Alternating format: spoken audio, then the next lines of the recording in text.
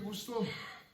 Vamos a ver, el tema que estamos desarrollando se llama el llamado de Dios. Decíamos que nadie puede escoger profeta, ser profeta, quiero decir, no es nuestra opción. Esto es dado por el Señor. Efesios 4:11 dice, y Él mismo estableció a unos apóstoles, profetas, evangelistas, pastores y maestros. Lo que sí sabemos es que nadie puede escoger ser profeta si no tiene el llamado. Si es que Dios no lo ha llamado a usted a ser un emisario de Él, un profeta, nunca será profeta. Aunque haya asistido a la escuela profética de cualquier nación, entre los que son llamados de Dios, tampoco se convierten en profetas de la noche a la mañana. Hay un proceso.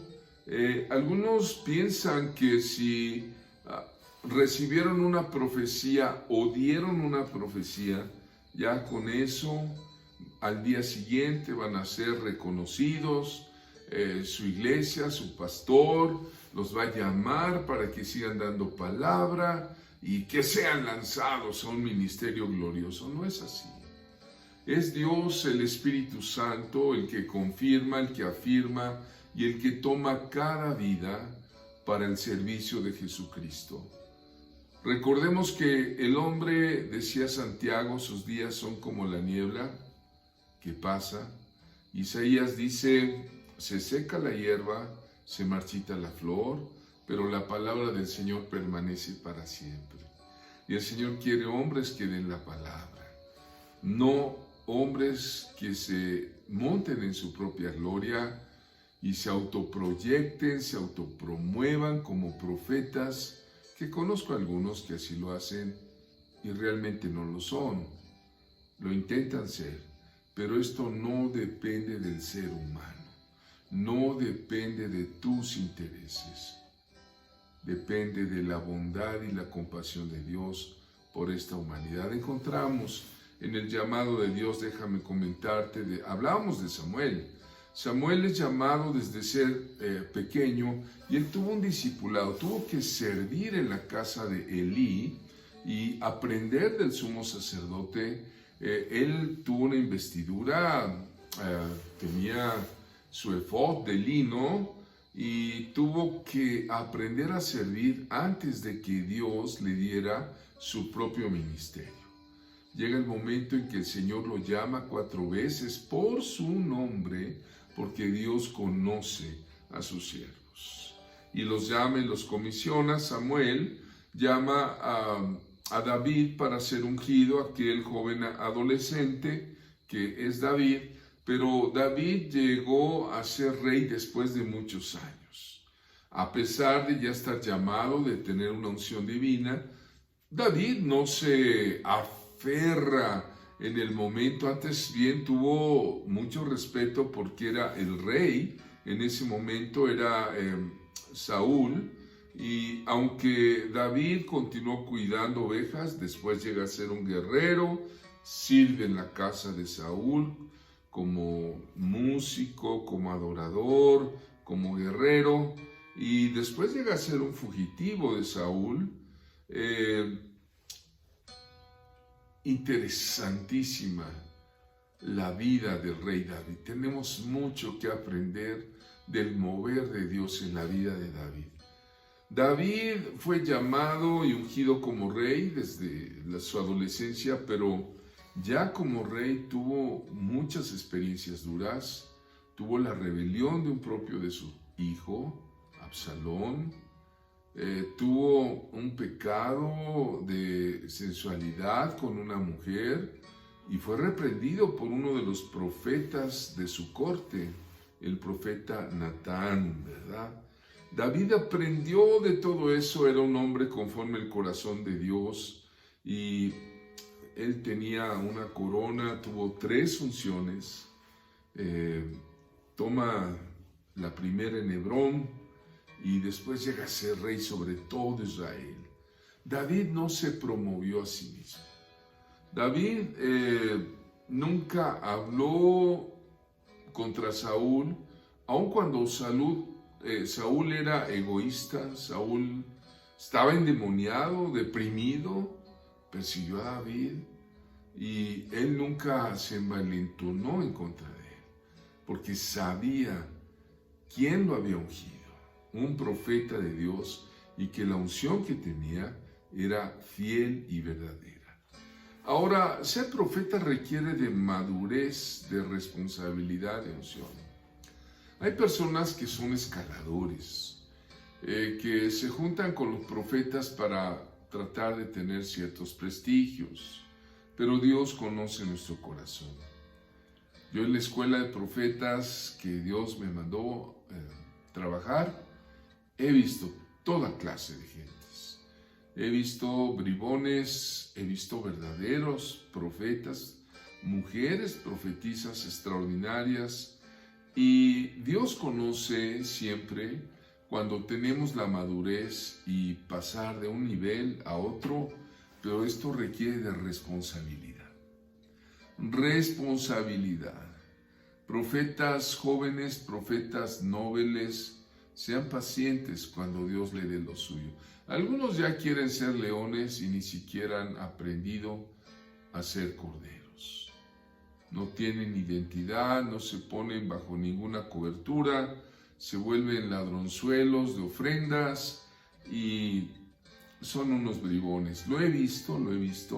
Sin embargo, he visto personas correctas que no dejan de tener su vida devocional constante y tienen una gran responsabilidad. Ahí está una foto con nuestros graduados. Algunos de ellos se volvieron adoradores con guitarra, con canto. Otros son hombres de profunda sabiduría, de estudio bíblico. Algunos ahora son pastores.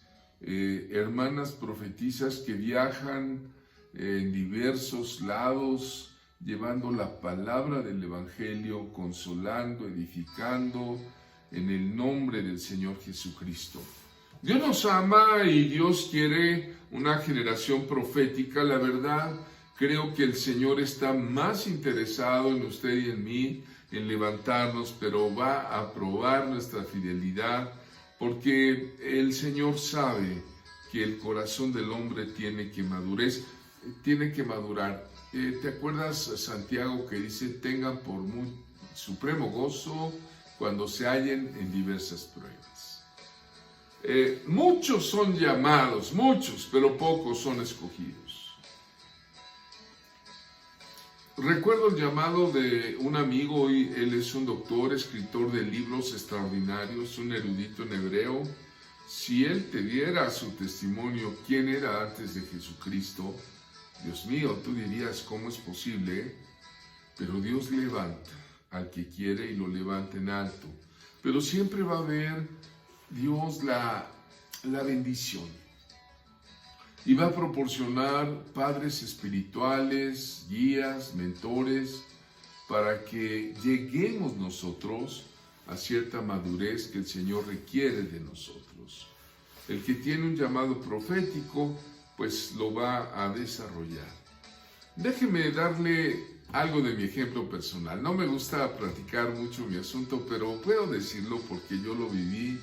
Yo tardé muchos años en formar la escuela profética. Actualmente hemos tenido más de 200 alumnos egresados, todos con su certificación de que han tomado los estudios aquí encima de Águilas. Esta escuela yo empecé a estudiar lo profético porque tuve un mentor, el profeta Fernando Pérez Conde, y él me empezó a guiar. Yo era un pastor, yo tenía ya más de 20 años pastoreando, pero estaba yo al frente de la iglesia y no conocía yo mucho de lo apostólico y lo profético, pero aquel buen hombre sabio, muy sensato, él era director de un instituto bíblico. En las materias que llegué a tomar, hice una gran amistad con él, y un día como invitado de la iglesia a predicar, trae sus apuntes y me deja sembrada la idea de una escuela de profetas. Entonces yo le pregunto al Señor, me gustaría hacer algo serio, algo contundente.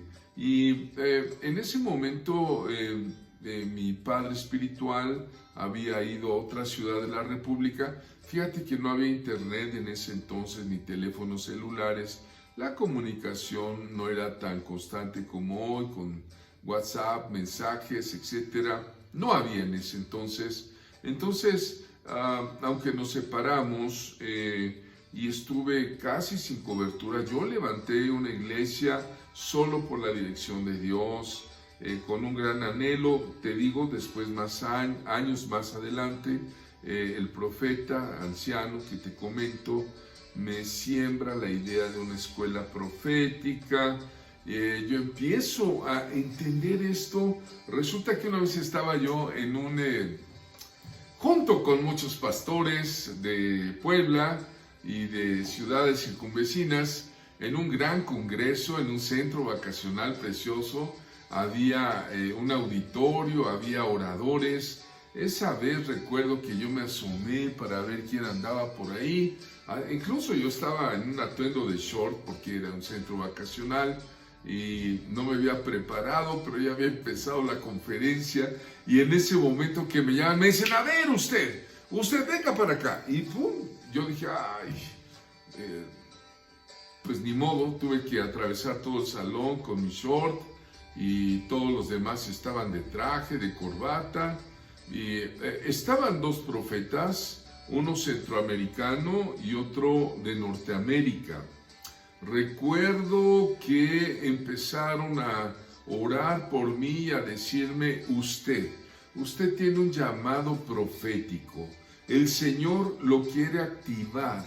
Y en este momento empezaron estos dos hombres a imponer las manos, a darme palabras de aliento, y llegaron a decir, usted va a ser un padre de profetas. A mí se me quedó eso grabado y recuerdo que después de orar en lenguas y en medio de más de un centenar de personas allí, vino un derramamiento del Espíritu Santo. Yo caí en el Espíritu hablando en lenguas y yo creo que allí activó el Señor el ministerio que hoy, después de muchos años, me ha dado a desarrollar. Yo no sabía que era parte de un proceso. Poco a poco fui creciendo, fui creyendo. Llegué a ser un vicepresidente de una gran alianza de pastores en mi estado natal, aquí en México. Conocí mucha gente profética, me empezó a acercar el Señor a cuanta gente profética. Ahí está el profeta Heikki Takala de Finlandia dándome una palabra, o cuando estamos ahí en el pleno zócalo de la ciudad dando una palabra de evangelio para la ciudad. Nunca olvidaré a un mentor extraordinario. Él fue un discípulo del gran maestro del siglo XX, maestro bíblico Derek Prince.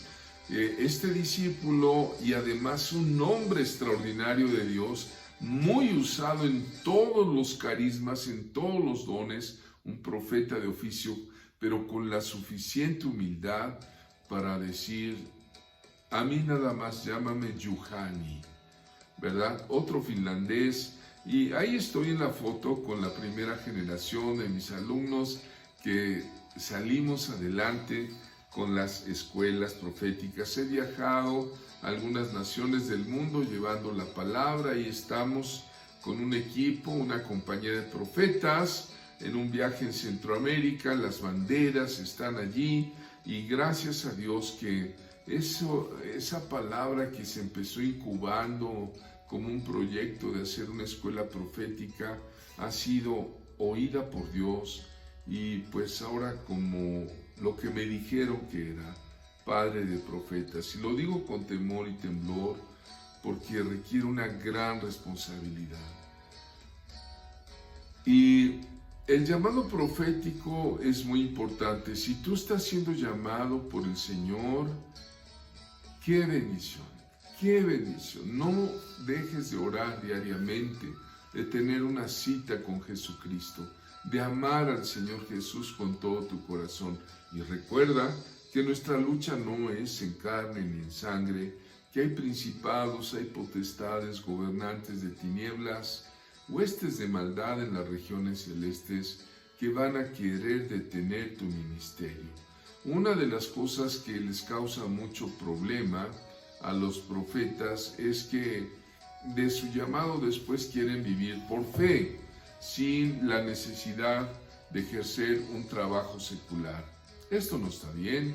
Yo quiero decirte, yo soy ingeniero agrónomo de estudios y aunque tengo doctorado en teología, lo hice después de haber trabajado mucho tiempo en instituciones gubernamentales, sirviendo a mi nación, sirviendo a mucha gente con mi profesión y sobre todo a mi familia. Pude formar un patrimonio para mis hijas, mi esposa, a través de mi trabajo honrado, lícito, gracias a Jesucristo que Él me lo dio, Él me levantó. Y bueno, pues yo quiero decirte que si tú tienes un llamado, está bien. Ay, mira quién será ese hombre de 2 metros en medio de tantos chaparritos. Ahí está en un costado con su papá. Ese es Javiercito hermoso. Es algo de mi biografía. La verdad es que solamente un 3% de los cristianos van a tener un ministerio de vivir por fe, es decir, recibiendo ofrendas, diezmos de asociados, no todos. Pero Dios va a abrir puertas, a cerrar puertas a quien tenga un llamado. Él llama a quien quiere, cuando quiere, y va a llegar el momento en que nos pida servirle completamente. Que Dios te bendiga y te guarde. Te recomiendo que la oración que aparece aquí, tú la ejecutes. Hay una oración al final de esta lección, a solas con Dios. Cierra la puerta y habla con Él. La oración es solo una guía para que tú, con tus propias palabras, te acerques al Señor. Te bendigo en el nombre de Jesús. Que seas un profeta de Dios. Que seas una profetisa de Dios. Recibe esa unción divina que Jesús da. Si tú se lo pides de todo corazón, Él quiere compartir ese gran don. Que Dios te bendiga.